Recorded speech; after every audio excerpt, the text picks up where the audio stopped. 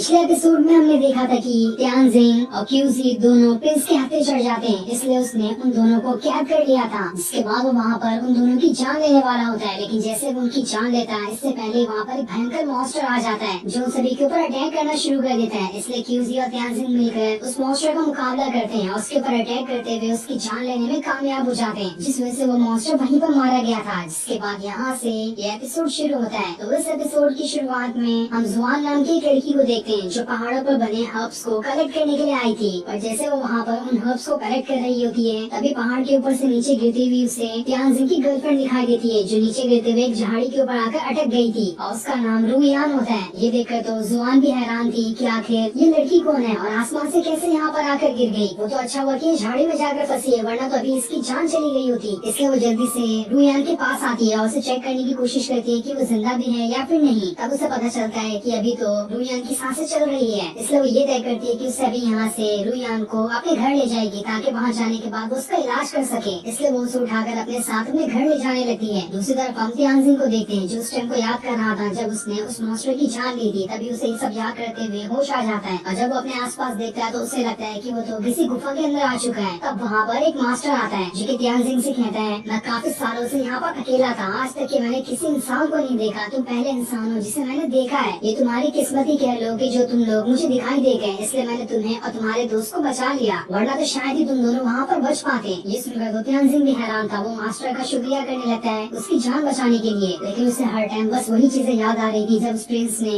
रुयान को पहाड़ से नीचे फेंक दिया था। इस वजह से वो काफी ज्यादा गुस्सा हो रहा होता है। उसका तो मन कर रहा था कि वह अभी जाकर प्रिंस की पूरी फैमिली को बर्बाद कर दे, लेकिन तभी वो ये सोचते हुए दोबारा से बेहोश हो जाता है। दूसरी तरफ हम जुआन को देखते हैं जो रुयान को एक जगह पर लेकर आती है जहाँ पर अब उसे होश आ चुका था। वो जुआन को देखकर कहती है, तुम्हारा बहुत बहुत शुक्रिया जो तुमने मेरी जान बचा ली, वरना तो आज मैं मर गई होती। लेकिन मुझे तुमसे एक सवाल पूछना है, क्या तुमने मेरे दो साथियों को देखा जिनका नाम त्यानजिंग और क्यूजी था? वो दोनों भी मेरे साथ थे। इस पर जुआन कहती है, मैंने तो उन्हें नहीं देखा, लेकिन तुम्हें घबराने की जरूरत नहीं है, मैं उन्हें ढूंढ लूंगी। जिसके बाद वो उसके चेहरे पे लगा मास्क उतारने की कोशिश करती है, लेकिन वो चाहे जितनी भी कोशिश क्यों न कर ले उसका मास्क तो हट ही नहीं रहा था। वो वहाँ पर छेनी हथौड़े जो भी चीज उसके हाथ लगती है उन सभी का इस्तेमाल कर लेती है, लेकिन अब भी वो मास्क हटने का नाम ही नहीं ले रहा था। ऐसा लग रहा था कि किसी जादू करके रुयान के चेहरे पे वो मास्क लगा दिया गया है, लेकिन आखिर इसके पीछे वजह क्या थी ये हमें अभी नहीं बताया जाता। इसके बाद जुआन जो होती है रुयान से पूछ रही होती है, जो तुम दोनों लड़कों की बात कर रही है वो लोग कैसे दिखाई देते हैं? इसलिए रुयान उन्हें उन दोनों के बारे में बताना शुरू कर देती है कि वो लोग कैसे दिखाई देते हैं। ये सुनकर जुआन काफी ज्यादा खुश हो जाती है। वो उससे कहती है, क्या दोनों सिंगल है? अगर सिंगल है तो मैं उनसे बात करके देखती हूँ, और जैसा तुम बता रही हो उसके हिसाब से तो मुझे लग रहा है कि वो दोनों बहुत ज्यादा सुंदर होंगे, इसलिए मैं कैसे भी करके उन्हें ढूंढ कर ही रहूंगी। इसके बाद वो वहाँ से चली जाती है ताकि पता लगा सके कि आखिर वो दोनों इंसान कहाँ पर है। इधर त्यानजिंग और क्यूजी जो होता है दोनों आपस में बैठकर खाना खा रहे होते हैं, लेकिन क्यूजी को भी अब लॉर्ड के बारे में याद आने लगता है। उसे पूरी उम्मीद थी कि लॉर्ड को कुछ नहीं हुआ होगा, वो अभी भी जिंदा होगी, इसलिए अब तो हम कैसे भी करके उस प्रिंस की पूरी फैमिली का खात्मा ही कर देंगे, चाहे इसके लिए कोई कुछ भी क्यों न करे, हम तो पीछे नहीं रुकने वाले। ये सुनकर जो मास्टर होता है उन दोनों से कहता है, तुम दोनों अपने अंदर काफी सारा गुस्सा लिए बैठे हो, लेकिन ऐसे ही गुस्सा करने से कोई फायदा नहीं होने वाला, क्योंकि तुम्हारे पास कोई पावर तो है ही नहीं। अगर तुम्हारे पास स्पिरिचुअल पावर होती तो उसका इस्तेमाल करते हुए तुम आसानी के साथ सारे लोगों से बदला ले सकते थे। अगर तुम मेरी शर्तों पे राजी होते हो तो मैं तुम्हें स्पिरिचुअल पावर दे सकता हूँ, क्योंकि मेरे पास एक हीवनली स्टोन है जिसका इस्तेमाल करते हुए तुम अपनी स्पिरिचुअल पावर को बढ़ा सकते हो। अगर एक बार तुमने उनसे अच्छी तरह से कल्टीवेट कर लिया तो तुम्हारी पावर काफी ज्यादा बढ़ जाएगी। त्यानजिंग उनसे पूछता है, मास्टर क्या आप जानते हैं कि वो जो अजीब सा मॉन्स्टर था वो कहाँ से आया था? जिस पर वो मास्टर कहता है, वो कोई मॉन्स्टर नहीं बल्कि एक छोटा सा बंदर था, लेकिन उसने एक बार गलती से उस हीवनली स्टोन को छू लिया था, जिस वजह से उसकी थोड़ी सी पावर उस बंदर के अंदर चली गई और उसी वजह से ये इतना भयंकर और इतना शक्तिशाली मॉन्स्टर बन चुका था। ये सुनकर तो त्यानजिंग भी हैरान रहता है कि जब छूने से ही वो बंदर इतना भयंकर बन गया था, तो अगर मैं उसकी पावर का इस्तेमाल कर लूँ तो मेरे पास न जाने कितनी पावर आ जाएगी। इसलिए वो मास्टर की शर्त पे तैयार होता है कि बस आप हमारी यहाँ पर मदद कर दो, हम दोनों वो हीवनली पावर को कल्टीवेट करने के लिए तैयार हैं। लेकिन क्या आप मुझे ये बता सकते हैं कि आप हमें ऐसे ही अपनी पावर क्यों दे रहे हैं? जिस पर मास्टर कहता है, तुम लोग वांग फैमिली से अपना बदला लेना चाहते हो ना, जो कि प्रिंस की फैमिली है। वो फैमिली मेरी भी काफी बड़ी दुश्मन है, उसने मेरी पूरी जमीन को कब्जा कर लिया था, मुझे अपने सेट से भी बाहर निकाल फेंका, इसलिए मेरे अंदर उनके खिलाफ बहुत बड़ा बदला है और वही बदला मैं लेना चाहता हूँ। मैं अपनी पावर का इस्तेमाल करते हुए तो उन सभी से मुकाबला नहीं कर सकता, क्योंकि एक अकेला इंसान कितने लोगों को मार पाएगा। इसलिए मैं यहाँ पर कुछ लोगों की तलाश में था और उन कुछ लोगों में तुम लोग मुझे मिल गए, इसलिए मैं तुम्हें अपनी वो सारी पावर देना चाहता हूँ जिसका इस्तेमाल करते हुए तुम वांग फैमिली से अपना बदला ले सको। ये सुनकर त्यानजिंग और क्यूजी भी हैरान रह जाते हैं, लेकिन अभी तो उन्हें पावर चाहिए थी, इसलिए वो मास्टर की सारी बातों पे मान जाते हैं। पर त्यांजिंग जो होता है उसे थोड़ा शक हो रहा होता है कि वो जो मॉन्स्टर उसे दिखाई दिया था उसने कुछ अजीब से कपड़े पहने थे, कहीं ऐसा तो नहीं कि कोई नॉर्मल इंसान उस पावर का इस्तेमाल करते उतना भयंकर बन सकता है। लेकिन अभी वो इंसानी बातों में बिल्कुल भी ध्यान नहीं देता और मास्टर के साथ वहाँ से आगे बढ़ने लगता है ताकि वो हेवनली स्टोन का इस्तेमाल कर सके, जहाँ वो क्यूजी से भी वादा कर लेता है कि हम दोनों मिलकर अपने दुश्मनों का खात्मा करके ही रहेंगे। अब हमें हमारा मकसद पूरा करने से कोई भी नहीं रोक सकता। जिसके बाद वो दोनों मास्टर के साथ एक जगह पर आ जाते हैं जहाँ पर रखे स्पेशल वाटर के अंदर वही हेवनली स्टोन रखा गया है। इसलिए वो मास्टर की पावर का इस्तेमाल करते हुए सबसे पहले उस स्टोन को बाहर निकालता है और जैसे वो बाहर निकलता है उस स्टोन के अंदर से भयंकर तरीके से पावर बाहर निकल रही थी, जिसके ऊपर नजर डालने से भी आंखें चौंध आ जाए, इतनी ज्यादा पावर होती है उसके अंदर। ये देखकर तो त्यांजिंग और क्यूजी दोनों एकदम ज्यादा हैरान थे कि आखिर ये किस तरह की चीज है, ऐसी चीज तो हमने आज तक कभी नहीं देखी थी। लेकिन तब भी वो लॉर्ड अरुयान के लिए इस चीज को सीखने के लिए तैयार हो जाता है। जिसके बाद जो मास्टर होता है चार तरफ फायर एलिमेंट की पावर को एक्टिवेट करता है ताकि इसकी मदद से फॉर्मेशन बना दे और जब तक ये फॉर्मेशन बना रहेगा उस स्टोन की पावर इस फॉर्मेशन के बाहर नहीं जा पाएगी और सारी पावर इसके अंदर ही रहेगी, जिसका इस्तेमाल करते हुए त्यांजिंग और क्यूजी जो है वो स्टोन की पावर को अपने अंदर डाल सकते हैं। जिसके बाद वो स्टोन उन दोनों के बीच में आ जाता है और फिर जो मास्टर होता है उस स्टोन की पावर को एक्टिवेट करना शुरू कर देता है, जिस वजह से त्यांजिंग और क्यूजी दोनों उस स्टोन की तरफ अपना हाथ बढ़ा देते हैं और जैसे वो अपना हाथ बढ़ाते हैं उस स्टोन की सारी पावर उन दोनों की बॉडी के अंदर जाने लगती है, जिस वजह से उन्हें काफी ज्यादा तकलीफ हो रही थी। लेकिन तब भी वो सारी तकलीफों को संभाल रहे होते हैं, क्योंकि अगर भी एक बार उनकी बॉडी आउट ऑफ कंट्रोल हुई तो हो सकता है वो लोग यहाँ पर हमेशा के लिए बेहोश हो जाए या फिर मारे भी जा सकते हैं। मास्टर जो होता है उन्हें कंट्रोल करने कह रहा होता है कि ये सबसे मुश्किल घड़ी है, बस कुछ टाइम के लिए तुम्हें अपनी हिम्मत बांधे रखनी है। एक बार तुमने अपनी हिम्मत बांध ली तो तुम आसानी के साथ इस हेवनली पावर को ले लोगे। लेकिन तभी उसकी एनर्जी इतनी ज्यादा बढ़ जाती है कि उस एनर्जी को त्यांजिंग और क्यूजी जो होते संभाल नहीं पाते। अब वो दोनों वहीं पर बेहोश हो जाते हैं, जिनके बेहोश होते ही उस स्टोन की सारी पावर वहाँ से गायब हो चुकी थी। ये देखो मास्टर एकदम ज्यादा हक्का बक्का रह जाता है और उसे एकदम ज्यादा गुस्सा भी आ रहा था कि ये दोनों भी यहाँ पर फेल हो गए। आखिर गॉड मेरे साथ ऐसा क्यों कर रहे हैं? मैं जिस इंसान को भी यहाँ पर लेकर आकर उन्हें हेवनली पावर देने की कोशिश करता हूँ उनके साथ जरूर कुछ न कुछ गड़बड़ हो जाती है। आज इन लोगों के साथ भी ऐसा ही हो गया। इन दोनों ने तो यहाँ पर अपनी जान गंवा दी। मुझे नहीं लगता कि मैं कभी भी अपने मकसद के अंदर कामयाब हो पाऊंगा। जिसके बाद वो गुस्से में वही हेवनली स्टोन को वहाँ पटक कर तोड़ने वाला होता है, लेकिन जैसे वो उसे तोड़ता इससे पहले ही त्यांजिंग और क्यूजी जो होते हैं होश में आ जाते हैं। ये देखो तो मास्टर की खुशी का ठिकाना नहीं था और अब जब वो दोनों होश में आए थे तो उनके अंदर वो सारी हेवनली पावर आ गई होती है। ये देखकर तो त्यांजिंग और क्यूजी दोनों एकदम ज्यादा खुश हो जाते हैं कि उनके पास अब हेवनली पावर आ चुकी है। क्यूजी जब अपनी हेवनली पावर को टेस्ट करता है तो उसे पता चलता है कि उसके पास अब इतनी पावर आ चुकी है कि बिजली से भी ज्यादा तेज भाग सकता है। साथ ही जब त्यांजिंग अपनी पावर को टेस्ट करता है तो उसे पता चलता है कि वो किसी भी टाइम को कंट्रोल कर सकता है, जब चाहे वो किसी को भी स्टॉप करके वहीं पर उसकी जान ले सकता है। ये देखकर तो उसकी भी खुशी का ठिकाना नहीं था। वो दोनों काफी ज्यादा खुश हो गए होते हैं कि मास्टर की वजह से उनके पास हेवनली पावर आ चुकी है। तो वो मास्टर भी उनसे कहता है तुम लोगों के पास तो हेवनली पावर आ गई, लगता है मुझे अपना प्लान शुरू करना पड़ेगा। तुम दोनों ने तो आज मेरा दिल खुश कर दिया। ये सुनकर त्यांजिंग और क्यूजी भी एकदम ज्यादा खुश हो जाते हैं। अब हम अगले दिन का सीन देखते हैं, जहाँ बाजार के अंदर जब जुबान आती है तो उसे एक जगह पर काफी सारी भीड़ लगी हुई दिखाई देती है, क्योंकि वो सारी भीड़ एक पोस्टर को देख रही थी, जिस पोस्टर के अंदर दो लोगों की फोटो बनी होती है। वो दोनों कोई और नहीं बल्कि त्यांजिंग और क्यूजी ही होते हैं। उनके ऊपर वांटेड लिखा गया था कि अगर कोई भी इसे देखे तो जल्दी से पकड़कर कोर्ट के हवाले कर दे, क्योंकि इन्होंने प्रिंस की जान ली है और इनके ऊपर काफी बड़ा इनाम रखा गया है। इसीलिए वहाँ पर भीड़ लगाकर सारे लोग यही देख रहे होते हैं कि आखिर ये दोनों लोग हैं कौन। वहीं पर जुआन भी खड़ी होती है, जिसे भी देखकर मालूम पड़ जाता है कि ये दोनों तो वही है जिसके बारे में रुयान कह रही थी। ये देखकर तो वो भी हैरान रह जाती है कि आखिर इन लोगों ने ऐसा कौन सा काम कर दिया जो इनके ऊपर वांटेड वाला पोस्टर लगा हुआ है। दूसरी तरफ हम त्यांजिंग और क्यूजी को देखते हैं, जो खुद भी दूर खड़े होकर यही पोस्टर देख रहे थे। उन्हें ये देखकर समझ आ चुका था कि जिस चीज के बारे में उन्हें शक था वही चीज यहाँ पर हो रही है। उन्हें पहले से ही पता था कि जरूर उनके नाम का पोस्टर चारों तरफ लग गया होगा। इसलिए वो दोनों कहते हैं अब तो हम किसी को भी नहीं छोड़ने वाले। जिसके बाद वो दोनों वहाँ से भागकर आगे निकल जाते हैं। दूसरी तरफ हम एक लड़की को देखते हैं जो कि काफी ज्यादा परेशान दिखाई दे रही थी। तब उसके पास एक दूसरा आदमी आता है जो उससे कह रहा होता है बधाई हो तुम्हें। लेकिन ये सुनकर तो वो लड़की काफी ज्यादा गुस्सा हो जाती है। लेकिन आखिर ये लोग थे कौन और यहाँ पर क्या बात करने के लिए आए थे ये हमें अभी नहीं बताया जाता। और फिर ये सीन दिखाते ही ये एपिसोड यहीं पर एंड हो जाता है। Thanks for watching.